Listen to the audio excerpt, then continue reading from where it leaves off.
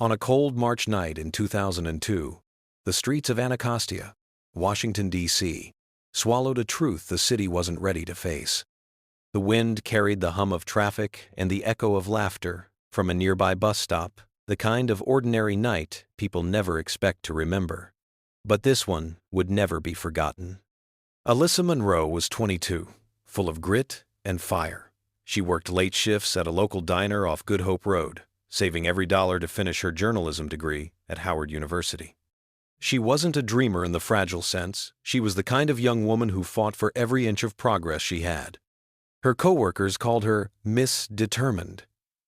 She smiled through exhaustion, through the noise, through everything life threw at her.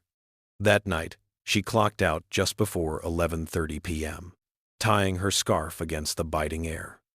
"See you tomorrow," she told the cook, the same way she did every night. She didn't know that those words would be the last thing anyone ever heard her say. Her walk home wasn't long, just a few blocks through streets she knew by heart. But halfway down the block, something went wrong. Her phone was later found cracked on the sidewalk, its screen frozen at 11:37 p.m. A small trail of glass shimmered under the streetlight near a chain-link fence, ending abruptly. No struggle, no witnesses, no sound, only the silence that followed when she didn't come home. By morning, the city had changed. One missing girl became one more unanswered question in a neighborhood already carrying too many. That night, Washington lost more than a daughter. It lost its illusion of safety. Have you ever walked home at night, thinking the city was watching you? She thought the danger looked like shadows in alleys. It wasn't. It smiled back. Subscribe now, because stories like this prove the scariest things don't hide in the dark. Before we dive in, drop a comment and let us know where you're watching from. We'd love to hear from you. If you enjoy true crime stories like this, don't forget to like the video, subscribe, turn on the notification bell, and share it with someone who'd love it too. By dawn, panic had replaced the quiet. The Monroe home on Mapleview Place was flooded with noise, phones ringing, neighbors knocking, voices rising with disbelief. Ruth Monroe had called every hospital in D.C. by sunrise. Each answer cut deeper. No one by that name. By mid-morning, police cars lined Good Hope Road, blue lights reflecting off puddles from the night before. The media arrived soon after, cameras panning across a row of volunteers taping flyers to telephone poles. Missing. Alyssa Monroe, age 22. Her face bright, confident, hopeful, now stared back from every lamppost like a plea. Detective Marcus Lyle, assigned to missing persons, took the lead. He'd handled disappearances before, but something about this case was different. There was no forced entry, no struggle, no witnesses. The only thing left behind was Alyssa's phone and one scuffed shoe found near the alley fence. Ruth stood on the sidewalk beside the officers, clutching the missing poster in her hands. She kept repeating, "She was just walking home. She was just walking home." Her voice cracked each time, as if the words themselves were breaking her. The search stretched into the night. Dogs traced her scent to the edge of the Anacostia River, where it disappeared. For hours, officers swept the banks, their flashlights cutting across the water's surface. Nothing. Just the sound of current, moving past them. Indifferent. Endless. When darkness fell again, Ruth refused to leave. "If she's out there," she told Detective Lyle, "she needs to see I'm still here." He nodded, but he already knew this wasn't going to be another overnight search. It was the beginning of something that would haunt D.C. for decades. By the third day, Anacostia was no longer the same. The neighborhood buzzed with tension that no one wanted to name out loud. People double-checked locks, walked in pairs, and kept porch lights burning through the night. Alyssa Monroe's face was everywhere on bulletin boards, bus stops, and convenience store windows. Her eyes followed everyone who passed, silently asking the same question. Why hasn't anyone found me yet? News anchors debated her disappearance as if it were a theory, not a tragedy. Some called it a random act, others whispered about a string of abductions. But to the people who knew Alyssa, there was nothing random about her. She was the steady one, The girl who worked 2 jobs, who cared for her mother after her father's passing, who believed she'd make it out of the cycle that swallowed so many others. Every night, Ruth Monroe stood outside her home, holding a candle under her daughter's missing poster. At first, neighbors joined her. Then, fewer came. By the end of the week, it was just her hands shaking, flame flickering against the wind, refusing to let the darkness win. Detective Marcus Lyle watched from across the street, the file already thick with dead ends. He could feel the pressure building not from his superiors, but from the city itself. Every cold lead was a heartbeat fading. Every night Alyssa stayed missing was another reason for people to stop believing in justice. By Sunday, hope had curdled into something sharper. A crowd gathered outside the diner where she worked, holding signs that read, "Find Alyssa," and "Justice delayed is justice denied." The city didn't sleep that week. It didn't breathe. It waited. Because deep down, everyone knew when a woman disappears in D.C., the silence that follows is never empty. It's hiding a story that someone doesn't want told.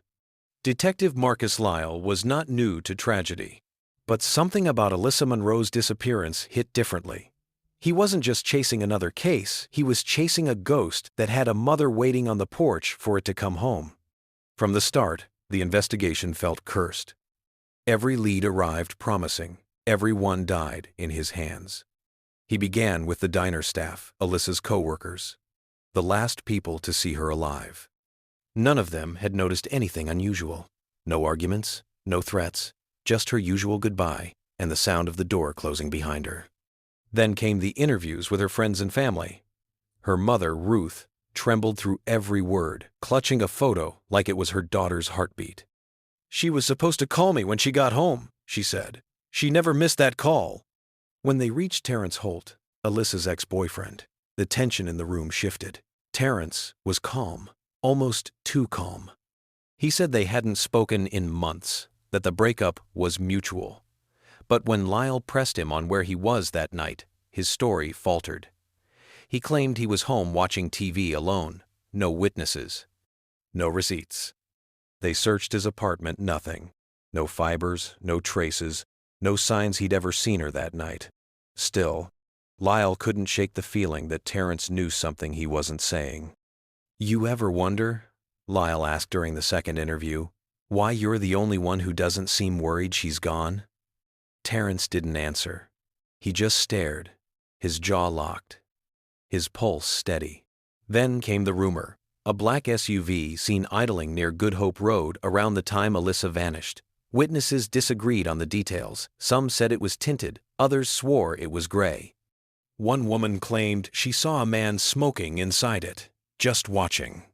Within days, the city latched on to the story. The Anacostia abductor, they called him. Social media exploded. Every black SUV in D.C. suddenly looked like a crime waiting to happen. Lyle knew it wasn't that simple.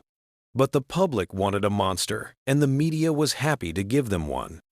Every false tip became a headline. Every lie wasted another hour. And every hour without Alyssa pulled the city one step closer to forgetting she was real. Lyle didn't sleep. He didn't trust his own instincts anymore. But one thing he knew for certain: if he failed this case, the city wouldn't just lose another woman. It would lose its faith in him. Within 2 weeks, Detective Lyle's investigation had become a circus. The black SUV rumor had taken on a life of its own. Tips poured in faster than his team could process them. Calls about mysterious vehicles, shadowy figures, even supposed confessions from people looking for attention. None of it led anywhere. The mayor's office began breathing down his neck. Election season was approaching, and Alyssa's face was on every news broadcast. "The city needs results," they told him. Results, not the truth. They wanted closure that fit neatly into a headline. Lyle wanted the girl who'd vanished. Political aides sat in on his briefings, suggesting which witnesses to prioritize. One even hinted at dropping the Terrence Holt angle, calling it too sensitive, since Holt's uncle was a city employee. Lyle ignored it. He'd spent too many years in uniform to bow to politics. But ignoring them had a cost. Within days, funding for his overtime was cut, and his request for additional forensic testing went unanswered. Meanwhile, the black SUV hysteria consumed the city. Officers stopped random drivers who matched vague descriptions. The public demanded arrests. Protesters filled the sidewalks outside precinct headquarters, waving signs that read, "Do your job." Inside, the team's morale cracked. Detectives who'd once trusted each other now argued over jurisdiction and leads. One officer leaked case photos to the press, sparking another wave of speculation. In the middle of it all stood Ruth Monroe, alone but louder than any protester. She called press conferences herself, waving her daughter's photo before cameras, her voice trembling with fury. "My daughter is not a statistic," she shouted. "She is not a headline to fill your news cycle. She is a person, and I want her back." Her words should have reignited the search. Instead, they were twisted into talking points. News anchors dissected her grief for ratings, speculating on her mental state. They debated whether she was hindering the investigation. Lyle watched it all unfold on the station television, jaw clenched, hands tight on his knees. The case file sat open in front of him, pages of false leads, untested evidence, and political memos stacked on top of one another like an autopsy for truth itself. When his phone rang that night, he answered before the second ring. Another tip, another promise, another lie. The investigation hadn't just stalled, it had collapsed under its own weight. By the end of that summer, the case file labeled Monroe, Alyssa, 2002 had grown thick enough to bury hope under paperwork. Every page told the same story: false leads, media frenzy, and missed chances. Inside the precinct, Alyssa's name had turned from urgency to background noise. Detective Marcus Lyle sat at his desk one late afternoon, the air heavy with the scent of stale coffee and rain. On the wall, the board that once overflowed with maps and photos now stood half-empty names, crossed out, evidence tags removed, phone numbers disconnected. The case had gone from daily briefings to weekly updates, then to silence. One evening, the captain walked into his office and shut the door. "We're reallocating resources," he said quietly. "You've done what you could." Lyle's pen froze mid-air. "What I could?" he repeated. "A 22-year-old woman disappears off a public street, and you think we've done what we could?" "It's been 6 months," the captain said, avoiding his eyes. "The press has moved on. So has the city. We don't have the manpower to keep chasing ghosts." The word ghosts stayed with him long after the captain left. Lyle looked down at Alyssa's photo one last time. Her smile stared back at him through the years, mocking the idea that any of this could ever be called closure. Outside, Ruth Monroe was still fighting. She wrote letters to every news outlet, every senator, every police chief who would take her call or pretend to. She stood on the courthouse steps, clutching her daughter's photo, demanding someone listen. But people were tired of the story. Attention had shifted. A new scandal, a new case, a new headline. By winter, the Monroe case had become a file number, gathering dust in a drawer. The city's posters were gone, washed away by rain or torn down by time. Only the faint outlines remained on walls and street poles, like the echo of a promise broken. One night, when Lyle stayed late sorting through old reports, he slid the Monroe file into a gray cabinet in the corner of his office. He hesitated, fingers lingering on the label, then closed the drawer. The sound it made was soft, final, and cruel. The file didn't close, it just stopped moving. What would you do if no one believed your child was still worth finding? Time didn't move forward in Anacostia. It circled the same empty block over and over, waiting for something that never came back. After the Monroe case went cold, life in Washington, D.C. resumed its rhythm. But for Ruth Monroe, the world had stopped in 2002. Every morning began the same way. Coffee gone cold on the table, curtains half open. Her daughter's photo framed above the television, untouched, unaged. Alyssa's toothbrush still in the bathroom cup, her perfume bottle still on the dresser. Ruth told herself she was preserving her daughter's space, but really, she was holding her grief hostage. The police no longer called. The flyers had long disappeared. Neighbors moved away. New families filled the street people who didn't know the story of the young woman who vanished one March night and was never found. Ruth turned to the internet. It started small. Late-night browsing on missing persons websites, message boards, and survivor forums. Then, it became an obsession. She posted in every discussion, joined advocacy groups, shared theories, built timelines, begged strangers for help. Her name became familiar in true crime circles, the mother who wouldn't let go. Detective Marcus Lyle read her posts sometimes. He never replied, but he couldn't stop himself from checking. By 2012, he'd retired, though retirement wasn't the right word. He still visited Good Hope Road every March 12, the anniversary of Alyssa's disappearance.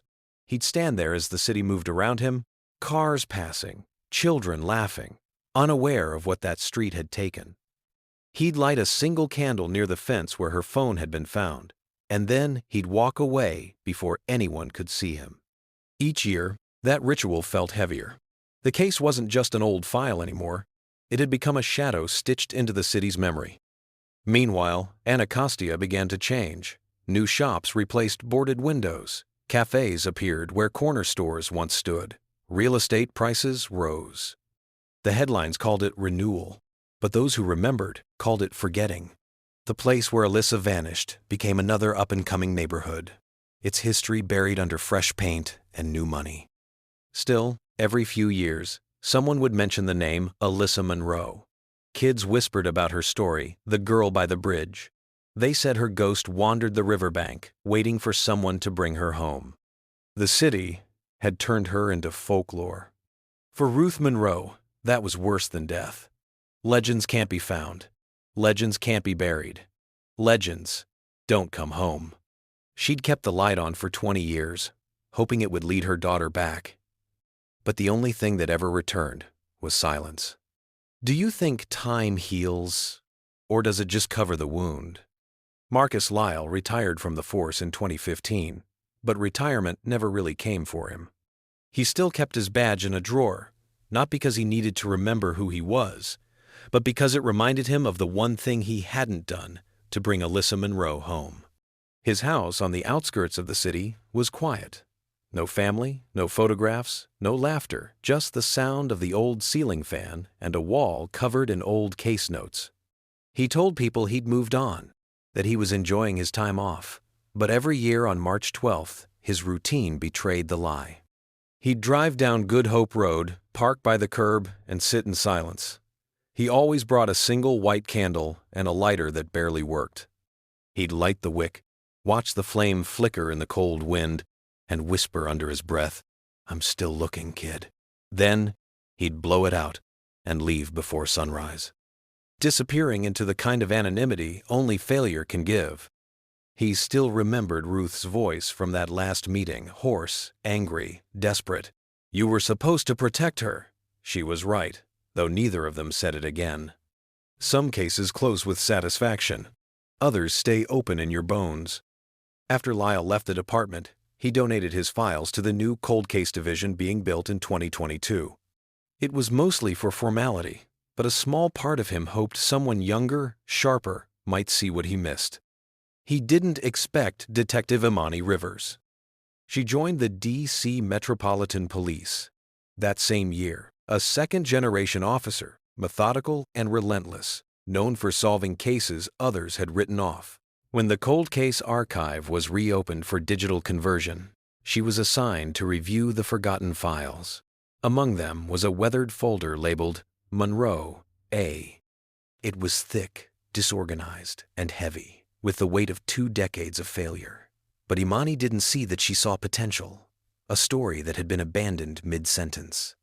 That night, she stayed late in the evidence room, flipping through pages filled with fading ink and broken promises. She stopped at one note written in Marcus's handwriting. Nothing moves without pressure. She smiled faintly and whispered, "Then let's start moving it again." For the first time in 20 years, someone reopened the door everyone else had locked. The first night Detective Imani Rivers opened the Monroe case file, She didn't realize she was holding 20 years of unanswered questions.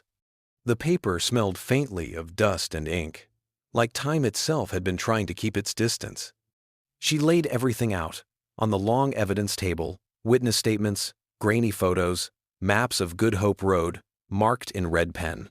To anyone else, it looked like clutter. To her, it looked alive.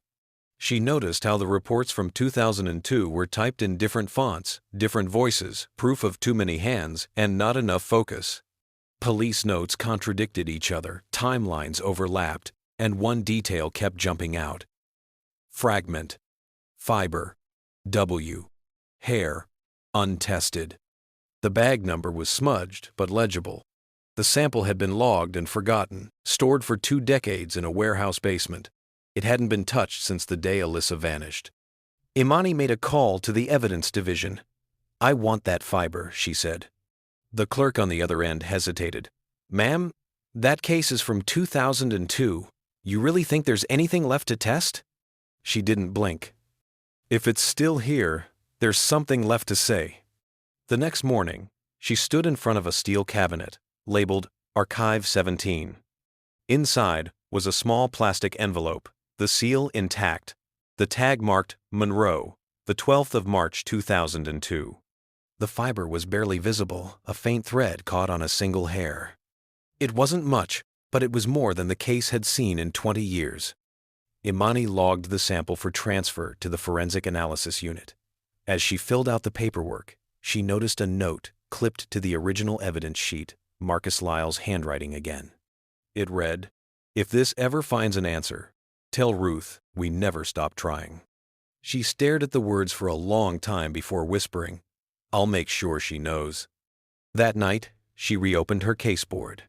Fresh printouts replaced faded ones, and new string connected old dates. The first photo she pinned up wasn't Alyssa's face, it was a candle burning beneath a missing poster. Because for 2 decades, that was what this case had been. A flame that refused to die. For 20 years, the city lived with her absence, like background noise. Always there, always humming, waiting for someone to finally listen. Do you think time heals, or does it just cover the wound? Detective Imani Rivers treated evidence like a ledger of promises, every tag, every seal, a vow someone once made to the missing. When she read the note in the Monroe file, fragment fiber W, hair, untested, it felt less like a line item and more like a call to arms. 2 decades of no answers had collapsed into a single instruction: test it. She didn't waste time. The envelope's plastic crinkled in her gloved hand as she opened it. The thread was almost invisible, a pale fiber wrapped around a short, dark hair. It was small enough that past technicians had set it aside, and stubborn enough that it had stayed intact while the rest of the world moved on. Imani drove the sample herself to the state lab. She walked into the sterile room with the sort of quiet determination that has no patience for excuses. Doctor. Celeste Hahn, the lead analyst, met her at the glass, eyes tired but steady. "We can work with this," Hahn said, examining the strand under a magnifier. "Mitochondrial testing maternal lineage should give us a lead if the profile hasn't degraded." The machine hummed and blinked, like a patient heart. For hours they waited. Then, slowly, the screen filled with lines and letters that meant nothing to most people, but everything to 2 women who refused to accept silence. A complete mitochondrial profile stayed intact. It pointed to a maternal line that led back through local records to one name that had never come up in the original investigation: Cynthia Beckett, a caterer who had worked in the neighborhood in 2002. Imani's first reaction was disbelief, then a hot, sudden anger. How had that name been missed? How many hands had touched these files and let this sit? She remembered Ruth Monroe's posts online, the petitions, the late-night pleas. For years, no one looked back. Now, the evidence was shouting a direction. Dr. Hahn printed the report and slid it across the counter. The words on the page felt heavy in the air. "This is good," she said. "Mitochondrial DNA won't point to a single person the way nuclear DNA can, but it gives you a maternal line. It's a map. It's far better than nothing. Imani folded the report into her jacket and thought about all the small failures that had stacked into loss. She didn't have time to mourn the wasted years. There were names to trace, records to pull, phones to call. Someone had touched the lamppost on Good Hope Road and left a story there. For the first time in 20 years, that story had a direction. Would you want science to remember what everyone else forgot? Detective Imani Rivers wasn't the kind to rely on coincidence. If the DNA led to a maternal link, that meant blood generations connected by name, by place, by choice. She cleared her schedule, turned off her phone, and spent the next 72 hours tracing every relative of Cynthia Beckett. The genealogical map spread across her screen like a spider's web, branches reaching into neighborhoods she knew well and some that no longer existed. Cynthia had worked as a caterer in Southeast D.C. in the early 2000s, running small events and church gatherings. She died in 2012, but her family remained in the area. One name stood out immediately: Darren Beckett, her only son. He was 45, unmarried, and still living in Anacostia. Records showed he'd volunteered at community events, organized food drives, even helped coordinate vigils for missing women. His name had appeared in local papers, often tied to charity work and neighborhood revitalization projects. To the world, Darren Beckett was the image of a man rebuilding what others broke. To Imani, he was a name sitting too close to Alyssa Monroe's story. She dug deeper. A cross-check of public records showed that in 2002, the Becketts had lived less than a mile from where Alyssa disappeared. Cynthia's catering van had passed through Good Hope Road the night of March 12, delivering trays to a church banquet just 3 blocks away. The hair could have come from anyone in that line, but the odds of it landing in Alyssa's evidence bag by chance were almost impossible. Still, Imani didn't jump to conclusions. She built the web backward, confirming every date, every address, every link in the family. At the bottom of her notes, she wrote 3 words in capital letters: same road, same night. That detail pulsed in her mind like an old wound reopening. It wasn't proof yet, but it was proximity, and proximity had buried plenty of people before. When the sun came up, she leaned back in her chair, staring at the connections drawn in red across the board. A mother's name, a son's shadow, a 20-year-old echo asking to be heard. The Beckett family had touched this case once. It was time to find out how deep. Detective Imani Rivers didn't believe in miracles, just timing. And the timing of this discovery was no accident. She sat in the evidence room long after midnight, surrounded by old files that once told half-truths. The hum of the overhead lights felt louder than the silence that had swallowed this case for 2 decades. She pulled the 2002 witness statements from the Monroe file. There it was, the name she'd glossed over before: church banquet, Good Hope Road. Multiple witnesses mentioned it, each describing a line of cars outside the event. One man recalled a white catering van parked nearby. Another remembered seeing someone matching Alyssa's description walking past the church shortly after 11. The report ended there, no follow-up, no cross-reference. Her pulse quickened as she compared the event address to Cynthia Beckett's old business license. It matched perfectly. The church she catered for that night was just blocks from where Alyssa's phone had been found. Imani exhaled slowly, anger tightening her chest. 20 years of silence, and the answer had been written right there in black and white, ignored by every set of eyes that came before hers. She took out her phone and called Dr. Hahn. "The maternal link belongs to Cynthia Beckett," she said. "I need a secondary sample, something that can confirm the connection through her descendants." "Already ahead of you," Hahn replied. "We've matched the mitochondrial profile to a living relative. Male, 45. Darren Beckett." The name hit like a physical blow. Imani stared at the corkboard across from her desk. The photo of Alyssa Monroe pinned to the center, surrounded by old headlines, witness sketches, and handwritten notes. She whispered it out loud, just to hear how it sounded in the air. He's been here all along. The pieces clicked together with a clarity that made her skin prickle. This wasn't just coincidence, it was negligence turned into history. She stood and walked to the window, watching the city lights shimmer across the river. The reflection of the evidence board glowed faintly behind her, red strings forming patterns that no longer looked random. The sound in her head wasn't a whisper anymore. It was louder, relentless. The case didn't whisper, this time it screamed. Would you want science to remember what everyone else forgot? Detective Imani Rivers had seen good men do bad things, but she had never seen someone hide so perfectly behind good deeds. The name Darren Beckett sat at the top of her file like a wound that refused to close. A son of a respected caterer, a quiet man with a clean record, and a fixture in his church since his teens. The kind of person who blended in because he never gave anyone a reason not to trust him.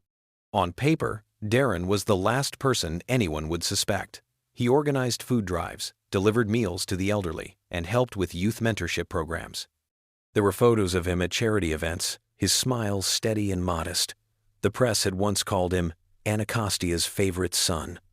But Imani had learned long ago that the masks people wear are often custom-made for their guilt. She requested access to old neighborhood footage, social records, anything that could link Darren to Alyssa's last known movements. Most of it was gone, taped over, or corrupted, but she found one old clip from a church fundraiser in 2003. The camera panned across a group photo. Familiar faces, faded smiles, and in the back, a man with his hand resting gently on Ruth Monroe's shoulder. Darren Beckett. At that moment, Imani's pulse quickened. Ruth had stood on those courthouse steps for years, begging for justice, while the man who took her daughter's life had been standing behind her, smiling for photos, helping her raise money for missing persons awareness. Imani pressed her pen against the page, circling his name again and again until the paper tore. "You stayed close," she muttered. "Close enough to make sure no one looked at you." The next morning, she authorized discreet surveillance. No press, no internal leaks. She wanted him under watch before anyone had the chance to warn him. Her team, small but loyal, set up at a distance near the community center where Darren volunteered. Day after day, they watched. He lived alone, kept a predictable schedule, morning jogs, work at a carpentry shop, church every Sunday. Ordinary, polite, invisible. But the calm of ordinary life doesn't last when someone has spent 20 years covering a storm. Imani didn't need to prove he could act normal. She needed to prove why. And when he tossed a soda can into a trash bin outside his workshop, she saw her chance. "Bag it," she said quietly. "That's our truth, right there." What if the person who prayed for justice was the one hiding from it? The soda can sat under a fluorescent lamp in the evidence room, sealed in a clear bag that looked almost too ordinary to matter. But for Detective Imani Rivers, it wasn't just trash. It was 20 years of silence waiting to speak. She delivered it personally to Dr. Celeste Hahn, who had been with her since the first strand of hair changed everything. "Test it against the fiber," Imani said, voice steady but tight. "I don't care how long it takes. Run it twice if you have to." Hahn nodded. "You'll have results within 48 hours. Those 2 days stretched like years. Imani barely slept. She replayed every interview, every photo, every whisper from the case file. The longer she looked, the more it felt like the city itself had been complicit in protecting him. Every fundraiser, every sermon, every time he'd comforted Ruth Monroe, all of it was camouflage. When the call finally came, it wasn't dramatic, just Hahn's calm, precise voice. "We've got a full nuclear DNA match. It's him." The world seemed to pause. Imani gripped her phone so tightly her knuckles ached. "You're certain?" 100%. The mitochondrial link and nuclear test align. The DNA on the fiber from Alyssa Monroe's scarf belongs to Darren Beckett. There it was, 2 decades, condensed into one sentence. Imani didn't say anything for a long moment. Then, quietly, "He's been standing in the light so no one could see him." She ended the call and stared out the window at the skyline, her reflection caught in the glass.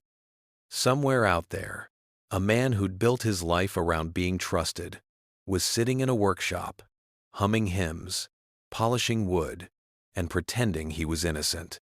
Her chest tightened, not from triumph, but from the weight of knowing.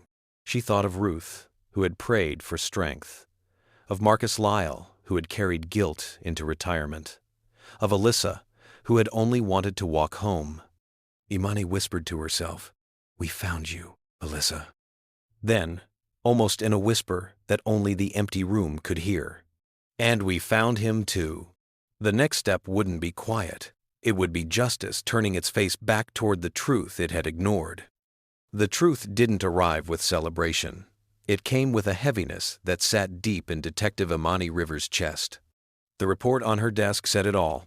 Darren Beckett, community volunteer, carpenter, church leader, son of Cynthia Beckett, DNA match confirmed. The same man who handed out food to the homeless and prayed for the families of the missing had been the reason one of them went missing in the first place. Imani went through his history again, this time not as an investigator, but as someone trying to understand how evil can hide inside routine. The more she read, the worse it became.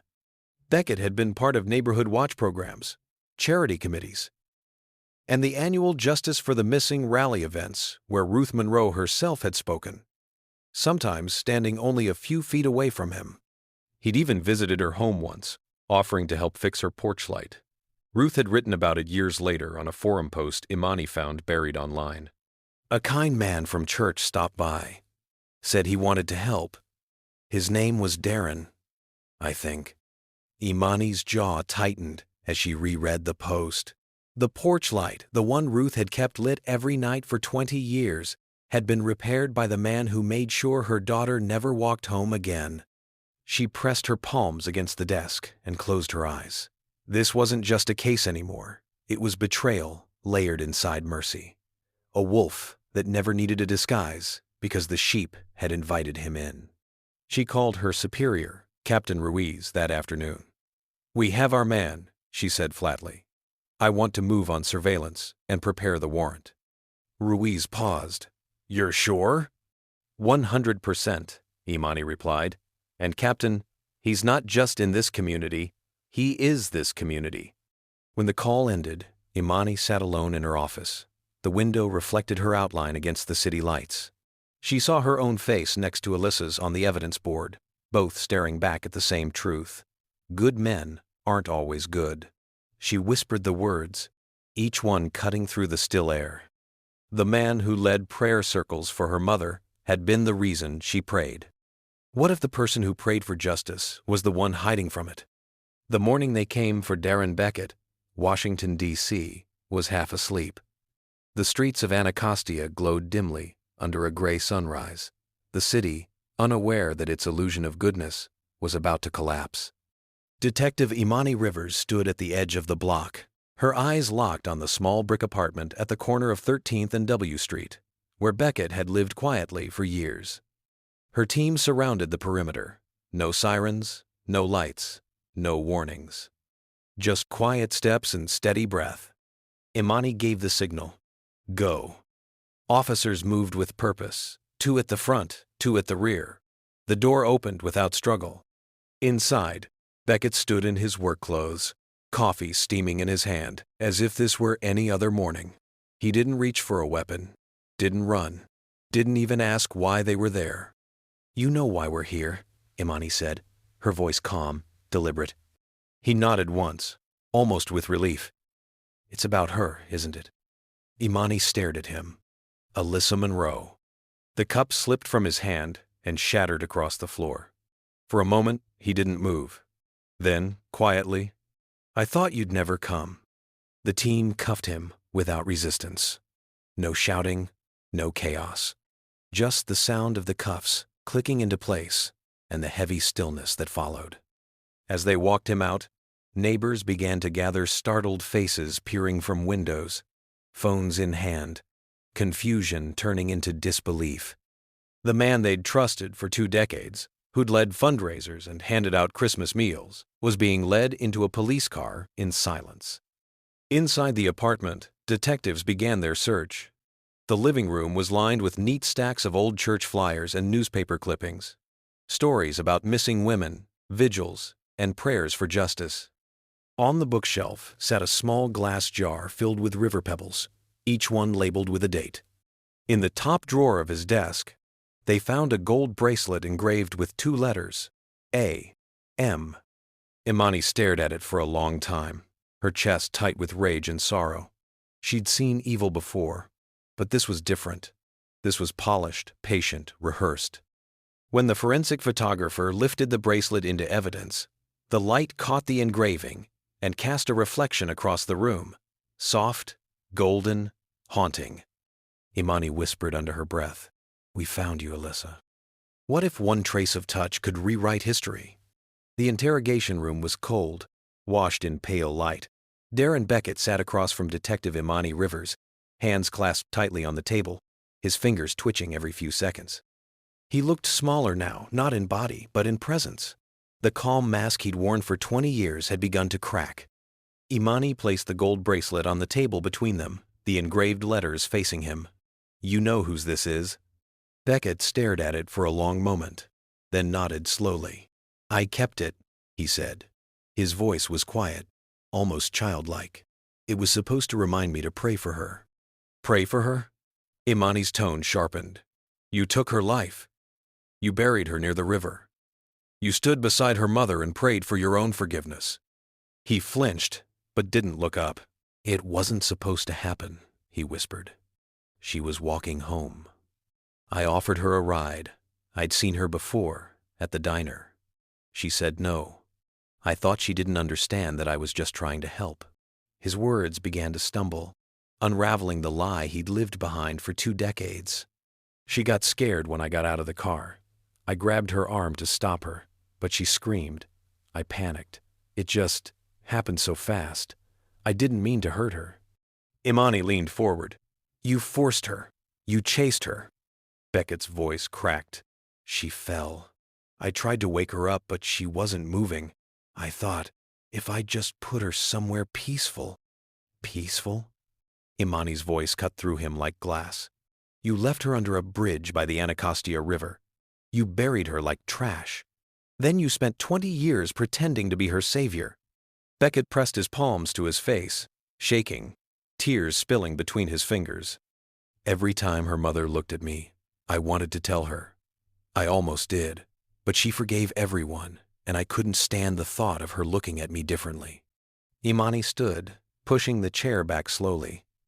"She didn't forgive you. She just didn't know your name." Beckett didn't look up again. When the recorder clicked off, the silence that followed was thick enough to feel. Outside the room, Imani exhaled deeply, her jaw tight. For the first time, the city's most trusted man had finally told the truth, and it was uglier than anyone had imagined. The search began at dawn. A team of officers, forensic techs, and cadaver dogs gathered near the banks of the Anacostia River, the cold air cutting against their faces as the fog rolled low over the water. Detective Imani Rivers stood at the edge of the site, her boots sinking slightly into the damp earth. Beckett's confession had been specific. The trail behind the church, near the bridge. His words echoed in her head as she watched the dogs move in wide, deliberate circles. The air smelled of mud and riverweed, heavy with memory. Then one of the handlers called out. The team froze. A flag went down in the soil. The digging began quietly. No shouts, no chaos, just the rhythmic sound of shovels breaking ground. Within an hour, they uncovered what 20 years had tried to keep hidden, a shallow grave lined with old plastic and river stones. A single piece of fabric lay preserved under the soil, a fragment of the scarf Alyssa had worn the night she vanished. Imani knelt beside it. For a long moment, she couldn't move. She thought of Ruth's voice on those archived videos, begging for someone to find her daughter. She thought of Marcus Lyle, standing by that lamppost every year with a candle in hand. "Alyssa," she whispered, "we found you." By midday, the site was sealed, evidence cataloged, remains transferred. Reporters gathered at the river's edge, their cameras waiting to capture the story the city had stopped believing in. But Ruth Monroe didn't need a headline.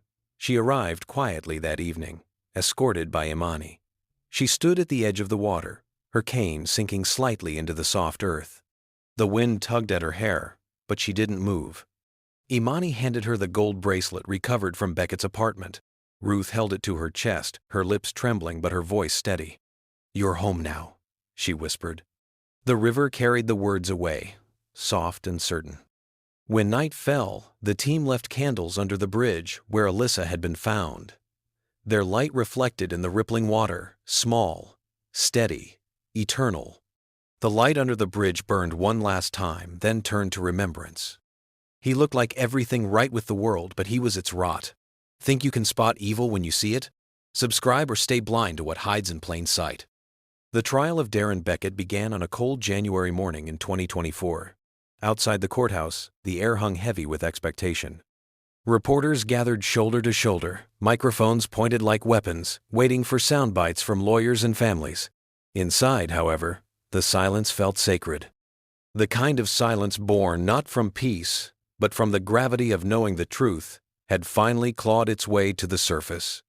Detective Imani Rivers sat near the front, her posture straight, her face composed. Months had passed since the arrest, yet every image from the case still played behind her eyes. The gold bracelet, the cracked coffee cup, the quiet face of a man who pretended to pray.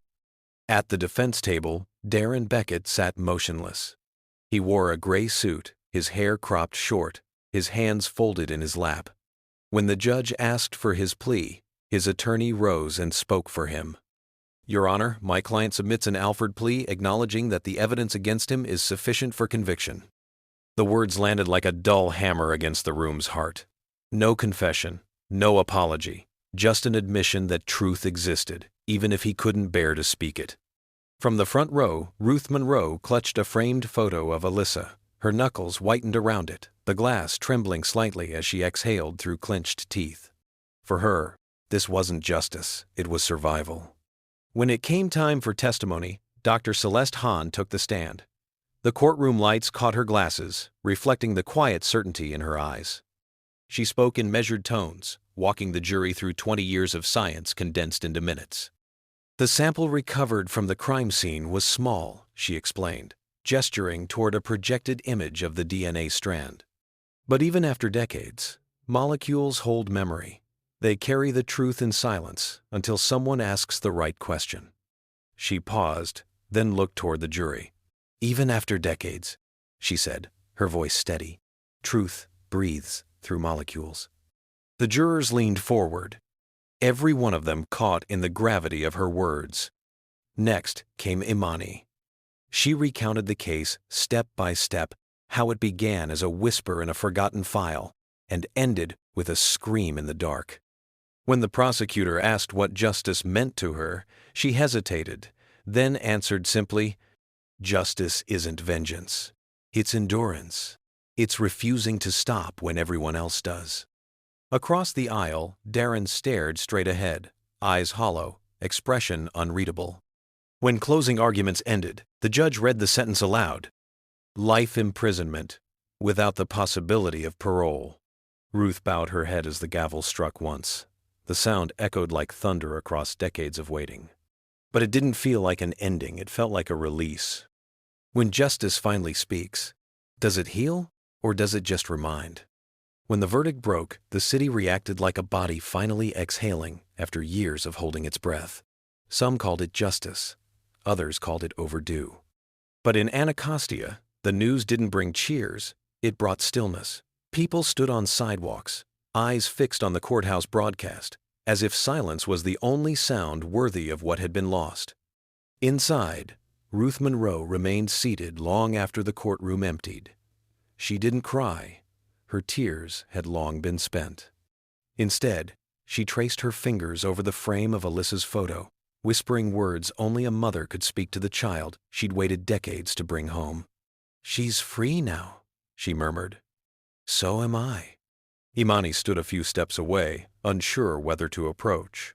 There are moments in law enforcement that training can't prepare you for, moments that test the difference between solving a case and understanding one. She didn't speak. She simply stood with Ruth until the sound of the courthouse clock broke the silence.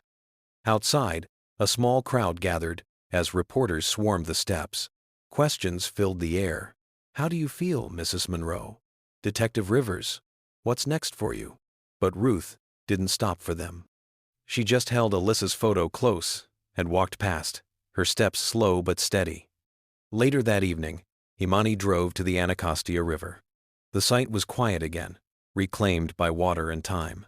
She sat by the same bridge where they'd found Alyssa and watched the light ripple across the current.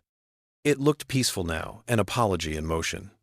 She pulled out her notebook, flipping to the last page of her case file. Her handwriting was steady but firm as she wrote, "Justice isn't the sound of a gavel. It's the echo that follows when the truth refuses to stay buried." She closed the notebook and let out a long breath. For years, people had told Ruth to move on, to let go, to accept that closure might never come. But tonight, closure didn't feel like an ending.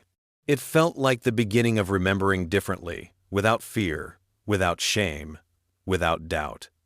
In the following weeks, the community held a vigil outside the courthouse. Candles lined the steps, their flames flickering against the marble. Dr. Han spoke softly about the science that gave Alyssa back her name. Imani spoke briefly about the will that kept her story alive. And Ruth, standing in the front row, raised Alyssa's photo for all to see. When the final candle burned low, the crowd fell silent. The wind moved through the trees like a sigh, and in that breath, the city finally found its peace. The next morning, a janitor sweeping the courtroom paused at the judge's bench. The gavel still rested there, quiet and cold, the sound of its last strike echoing faintly in memory. The gavel didn't close the story. It released it. A year after the trial, Anacostia began to change again, but this time, not through development or erasure. The change came through remembrance. The city that had once forgotten Alyssa Monroe now carried her name like a promise. Every March, on the week of her disappearance, hundreds gathered along the Anacostia River, their candles glowing against the dark water. What started as a small vigil led by Ruth Monroe and Detective Imani Rivers grew into a community ritual. People who had never met Alyssa came to honor her, the students she'd never gotten to mentor, the mothers who saw their daughters in her story, and the officers who'd promised to do better because of her case. The riverbank that had once held her silence was now lined with light. Children stood beside their parents, holding candles and whispering her name. Each flame represented more than grief, it was defiance. It said that Alyssa's story would not be washed away again. At the center of the vigil stood a bronze plaque, newly installed beside the bridge. It bore Ruth's words, carved deep into the metal. "Never stop lighting the lamp." That line became more than a mother's vow, it became the city's heartbeat. The story of Alyssa Monroe was soon taught in classrooms and college lecture halls across Washington, D.C. Students studying journalism, law, and criminal justice analyzed how the case had been mishandled, how evidence was overlooked, and how technology later bridged the gap between truth and time. But beyond the technical lessons, professors reminded their students what made the story endure: compassion. Because for all the science that had finally exposed the truth, it was empathy, the kind that refuses to die, that had carried the case across 2 decades.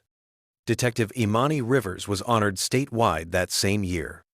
The citation read, "For unyielding faith in truth and for giving voice to the forgotten." When she took the stage to accept the award, she didn't speak about her accomplishments. She spoke about Ruth. "She lit a candle when everyone else turned off the lights," Imani said, her voice breaking slightly, "and that flame led us back here." The room fell silent. Even the applause that followed was subdued, respectful, because everyone in attendance knew this wasn't a story about triumph. It was about endurance.